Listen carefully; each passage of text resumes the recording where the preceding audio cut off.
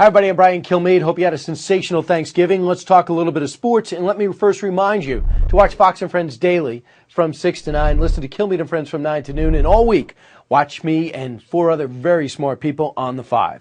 First things first, Thanksgiving Day. I've never seen a mismatch like the Jets and Patriots since maybe the Harlem Globetrotters played the Washington Generals for 20 straight years and won every single game. What staggers me most is not that Rex Ryan is not as good a coach as Bill Belichick and Mike Tannenbaum is not as good as evaluator as Bill Belichick and Kraft and the whole lot, is that Rex Ryan actually thought he had the talent to compete with the New England Patriots. Yeah, they went to overtime the first time around, but that was a situation where they were holding on by the skin of their teeth and the Patriots made a few mistakes and had that leg underneath them. What's staggering to me is that Rex Ryan looked at his roster and actually thinks his team should be making the playoffs. They're not necessarily underachieving. There's just not receiving strength there. There's not running strength there. Their offensive line is average at best. Their defensive line without any named people. They lost their best player on defense in the backfield, but still they're not stopping anybody. And where's the big name swift of foot linebacker out there? It's just not there. The coaching is average. Now they're quick to blame Brian Schottenheimer. With him gone, you look at Mark Sanchez. And as bad as Sanchez has looked and as embarrassing as he's been, it's clear it's really not his fault.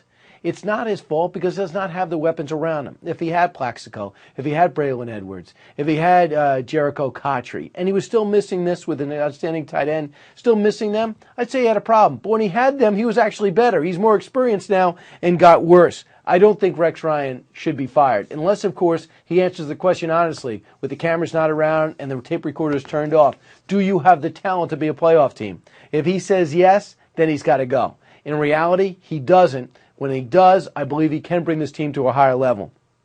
And give the New York Giants credit. I can't figure them out. They're now 7-4 in the year. But they've now beaten Dallas and San Francisco and Green Bay all in the same season with 5 weeks left to play in this season. It's one thing is clear. The Giants can pick up their game when they have to. When they give Eli Manning time, he is just as devastating as he has always been.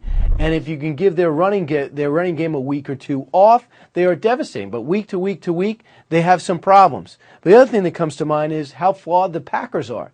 As good as their quarterback is, and as elusive as he is, they also lead the team in sacks yielded. They have no running game and a very average offensive line and defensive line. They could have problems down the line. And finally, the passing of Hector Camacho. They pulled the plug after he was shot in the head.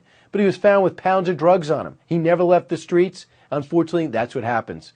Well, thanks so much for keeping score with me. Go to Keeping Score at foxnews.com. I look forward to hearing what you have to say.